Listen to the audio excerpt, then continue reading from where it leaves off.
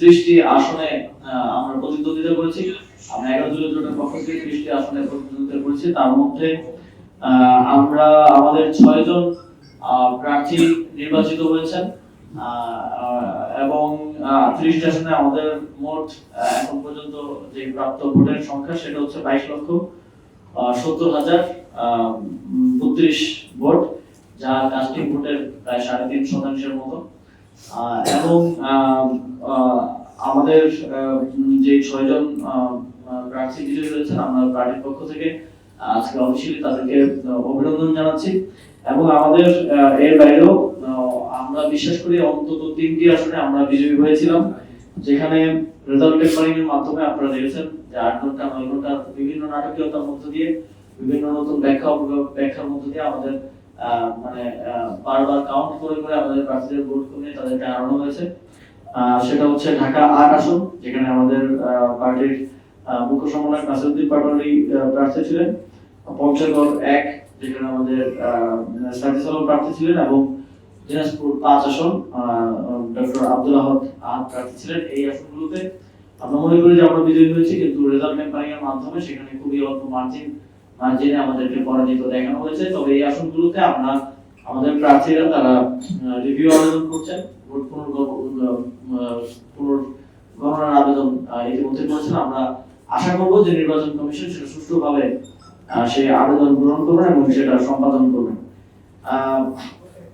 আমরা অত্যন্ত সংখ্যার সাথে দেখলাম গতকালকে সারাদিন ভোট গ্রহণের বিষয়ে আমরা সন্তুষ্ট থাকলেও আমরা আপনাদেরকেও জানিয়েছিলাম যে আমরা ভোট গ্রহণের যে প্রক্রিয়া এবং সেটা নিয়ে আমরা কিছু কিছু আসনে কিছু কিছু কেন্দ্রে সমস্যা থাকলেও আমরা সেটা সার্বিকভাবে আমরা সেটা নিয়ে আমরা সন্তুষ্ট ছিলাম এবং সেটা আমরা আপনাদেরকে জানিয়েছি। কিন্তু ভোট গ্রহণের পরেই মূল নাটকীয়তা শুরু হয়। প্রথম 2 থেকে 3 ঘন্টা আমরা দেখছিলাম যে 11 দলীয় জোট প্রায় নিরঙ্কুশভাবে যতগুলো কেন্দ্রের ফলাফল আসছিল সেগুলোতে এগিয়ে ছিল, কিন্তু তখনই আমরা এক ধরনের ট্রানজিশন দেখতে পেলাম। তারপর থেকে আমাদের যে কেন্দ্রগুলোতে আমরা ভালো ফল করছিলাম সেই কেন্দ্রগুলো ফলাফল আটকে দেওয়া হচ্ছিল, সেই কেন্দ্রগুলো ঘেরাও করা হচ্ছিল বিএনপি নেতা কর্মীদের, ছাত্রদলের নেতা কর্মীদের দ্বারা।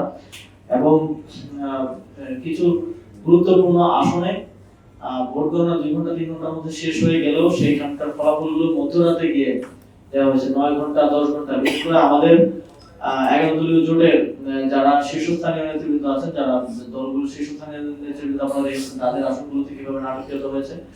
আমাদের আহ্বায়কের আসনে আমরা প্রথমে দেখলাম যে সেখানেই কেন্দ্রের ফলাফলে 6000 ভোটে তিনি এগিয়েছিলেন। তারপরে আমাদের কাছে একটা শীট আছে, সেখানে আমরা দেখেছি যে অন্তত 10 থেকে 12 বার সেখানে কাটাকাটি করে ভোট কমানো হয়েছে।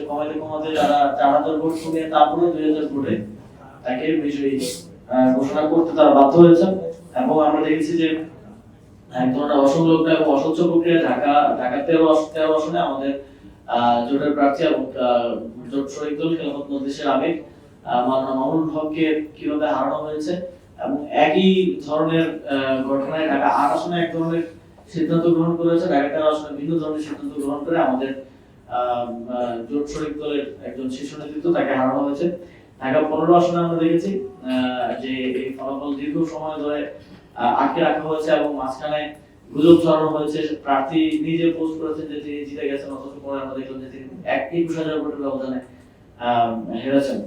বেসরকারি ফলাফল যেটা মিডিয়াতে আসছিল সেটাই আমরা কাউন্ট করে দেখছিলাম যে আমরা কাছাকাছি অবস্থানে আছি 11 দলীয় জোট এবং বিএনপি, কিন্তু মিডিয়ায় দেখানো হচ্ছিল বিএনপি 70, 11 দলীয় জোট 10।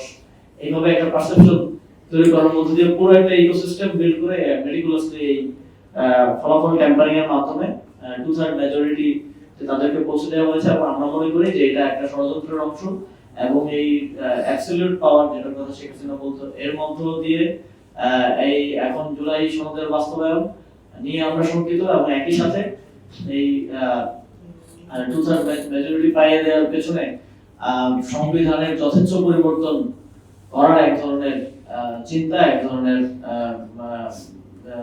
ষড়যন্ত্র। এবং এই সংখ্যাটা আমরা আজকে প্রকাশ করে রাখলাম, সামনের 5 বছরে এটা আস্তে আস্তে আমরা আশা করি দেখতে পাবো। এবং আরেকটি বিষয় যেটা আমরা বলতে চাই যে গণভোট, আপনারা জানেন জাতীয় নাগরিক পার্টি রাজনৈতিক দল হিসেবে সবচেয়ে অত্যন্ত গুরুত্ব দিয়ে গণভোটের প্রচারণা করেছে। আমাদের 270টি আসন যেখানে আমরা জাতীয় নির্বাচনে অংশগ্রহণ করেছি সেখানে আমরা গণভোটের প্রার্থী ঘোষণা করেছি। আমরা সারা দেশে গিয়েছি, আমরা নির্বাচনের ক্যাম্পেইনের পাশাপাশি গণভোটের ক্যাম্পেইন করেছি এবং আরো অনেকে গণভোটের ক্যাম্পেইন করেছে। আমরা বিএনপি নিজেরা অফিসিয়ালি গণভোটের কথা বললেও নির্বাচনের দিন আমরা দেখেছি তাদের এজেন্টরা দাঁড়িয়ে দাঁড়িয়ে না ভোট দেওয়ার জন্য কিভাবে প্রচারণা করেছে। আপনাদের মিডিয়ার মাধ্যমে আমরা দেখতে পেয়েছি যে আসলে গণভোটের হ্যাঁ ভোটের যে বক্তব্য তারা উচ্চ পর্যায়ে থেকে দিয়েছিল সেগুলো আসলে আইওয়াস ছিল। মাঠ পর্যায়ে তারা না ভোটের ক্যাম্পেইন করছে, কিন্তু এই এত ষড়যন্ত্র করেও আসলে না ভোটকে বিজয়ী করতে তারা সক্ষম হয়নি। আওয়ামী লীগ না ভোটের পক্ষে অবস্থান নিয়েছে, তারা প্রচারণা করছে, কিন্তু তারা না ভোটকে বিজয়ী করতে সক্ষম হয়নি এবং গণভোটে প্রায় 68% হ্যাঁ ভোটে পক্ষে জনগণ রায় দিয়েছে এবং হ্যাঁ ভোট বিজয়ী হয়েছে। আমরা জাতীয় নাগরিক পার্টির পক্ষ থেকে বলতে চাই যে শপথ গ্রহণের ক্ষেত্রে সকল যারা সংসদ সদস্য প্রার্থী হিসেবে নির্বাচিত হয়েছেন, যারা সরকার গঠন করবেন, সকলকে এই জুলাই সনদ যেটা জনরায়ের মধ্য দিয়ে একটা লেজিটিমেসি পেয়েছে এবং এই গণভোটের লেজিটিমেসি জাতীয় নির্বাচনের লেজিটিমেসি থেকেও বেশি গুরুত্বপূর্ণ বলে আমরা মনে করি। এই তাদের অঙ্গীকার করে সংসদে পা রাখতে হবে যে তারা এই জুলাই সনদ বাস্তবায়ন করবে এবং গণভোটে জনগণ যে রায় দিয়েছে সেই রায়ের প্রতি সম্মান দেখাবে এবং দ্রুত সময়ের মধ্যে বাউন্ড টাইমের মধ্যে সেটা বাস্তবায়ন করবে।